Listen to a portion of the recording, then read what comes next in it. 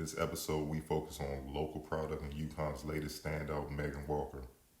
Seeing Walker go from playing behind reigning WNBA Rookie of the Year Napheesa Collier and Katie Lou Samuelson to being an option, to being the option as a junior, I feel will help her adapt a lot quicker in the pros than most rookies due to her understanding of how to both star in her role and be a star player when her time comes in the WNBA.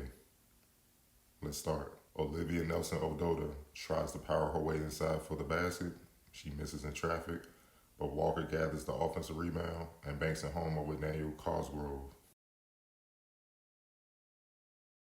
Walker receives the ball and is pressured by Notre Dame guard Marta Snezic.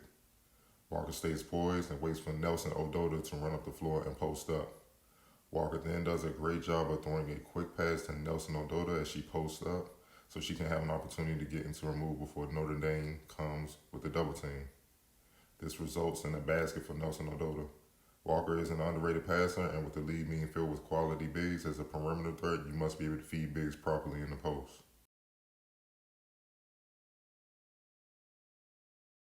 Here Walker is defending Notre Dame's Caitlin Gilbert. First, Walker does a good job of giving Gilbert resistance without fouling. Then Walker anticipates the pass from Snezic correctly and gets a hand on the ball, which Crystal Dangerfield recovers. Walker sprints ahead of everyone down the floor. Dangerfield goes to the length of the floor, draws both defenders, and finds Walker underneath for a lay-in. Walker's defensive potential is off the charts due to her size and athleticism. Simple out-of-bounds play. Walker at first posts up as the ball is inbounded. She pops out nearly to three-point range, receiving the ball and knocks down the jumper, making Notre Dame pay for rotating slow. Walker is automatic from outside, especially when she has daylight. Walker sets up at the elbow. Molly Bent passes her the ball. Walker faces up Destiny Walker and pulls her right in Destiny's face and hits the jumper. This is a perfect example of how deadly Walker is from outside. You can't leave any airspace when you're defending her. Kristen Williams misses the mid-range jumper.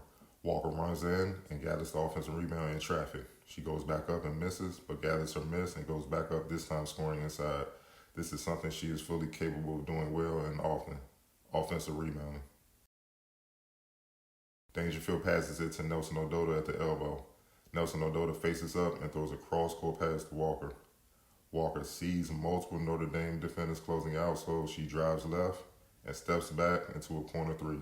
This will be a shot she sees often at the next level, and one she should have very little trouble knocking down at an efficient rate. Walker is defending Caitlin Gilbert.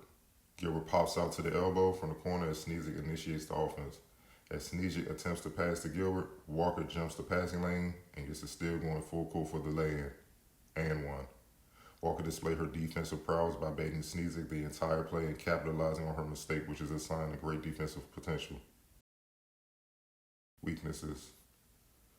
Walker cuts backdoor and forces a tough runner over multiple Oklahoma defenders. As the great Greg Popovich said one time in regards to Kawhi Leonard, when Kawhi realized that when a play is called for him, that didn't mean to always shoot, he went to another level. The same can be said about Walker at times.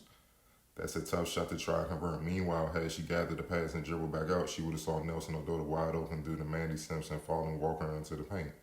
Walker isn't flavored with this, but she does find herself in trouble enough in these situations. And in the WNBA, bad shots sparks opposing teams' fast breaks, and a 2-point deficit can jump to a double-digit deficit in the blink of an eye. As solid of a passer Walker is, one aspect she struggles at times with is hitting cutters in traffic. Here, she receives the ball from Dangerfield.